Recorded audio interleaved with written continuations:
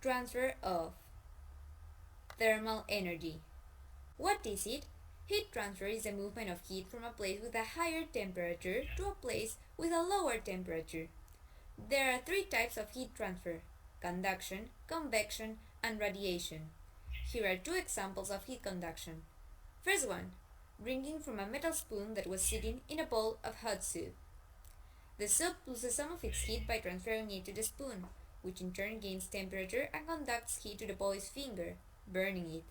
However, the boy easily solves this problem by switching his metal spoon into a spoon made out of wood. I thought this was a very good example of thermal conduction, mainly because it's something which happens in our everyday life, making the whole process of heat transfer easier to understand. Also, because it demonstrates that some materials are better conductors than others.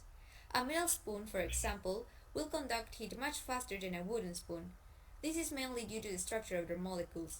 Metals have free electrons. The second example is placing a shirt on an ironing board to be ironed. The iron loses some of its heat by conducting it to the shirt, which in turn gains some temperature. This makes it easier to iron out all those unattractive wrinkles. However, the shirt also loses some of its heat by conducting a small part of it to the iron board, increasing its temperature until thermal equilibrium is reached.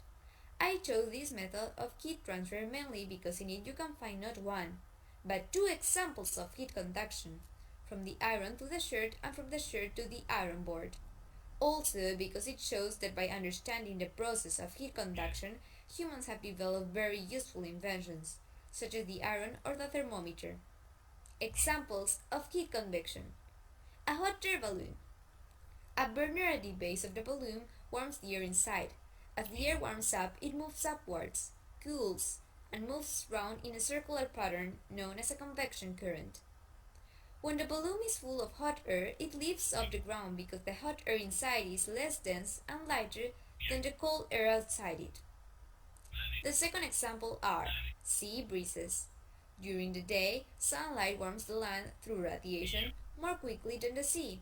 Because hot air is lighter than cool air, warm air over the land rises, creating a lower pressure at the Earth's surface and a higher pressure at the altitude where the air is lifted to. Due to the difference in pressure, this hot air will move out to the sea, where it will cool down and sink. Air from over the sea, which is now at a higher pressure, will move into the low pressure area over land, creating a circular current as the air over the sea subsides and warm air from over land moves in to take its place. This is why, at ground level, sea breezes blow from sea to land during the day. At night, on the contrary, the land cools more quickly than the sea. Because of this, the convection current reverses, as warm air rises from the sea and the breezes blow from land to sea. Examples of heat radiation: lying on the sand to get a tan. The sun loses some of its heat, radiating it through electromagnetic waves to the earth and to the girl's skin, which in turn gains some temperature. As a result, the girl gets tanned. However, these are bad news because our skin gets darker just to protect us from the ultraviolet radiation, one of the three types of rays that the sun emits. Our body tries to do this, protect us, by releasing a pigment called melanin that reduces UV penetration into our cells. I found this method occurring because it does not only show an example of radiation, it also creates conscience on us to take care of our body and protect it from harmful rays.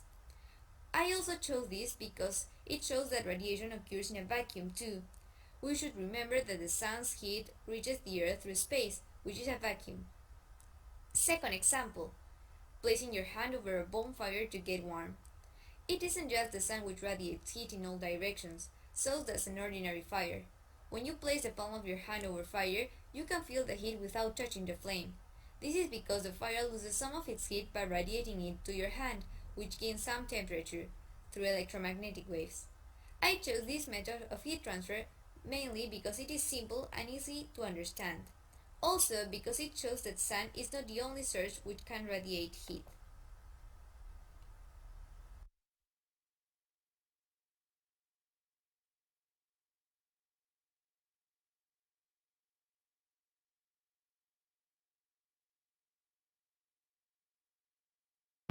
created using Powtoon.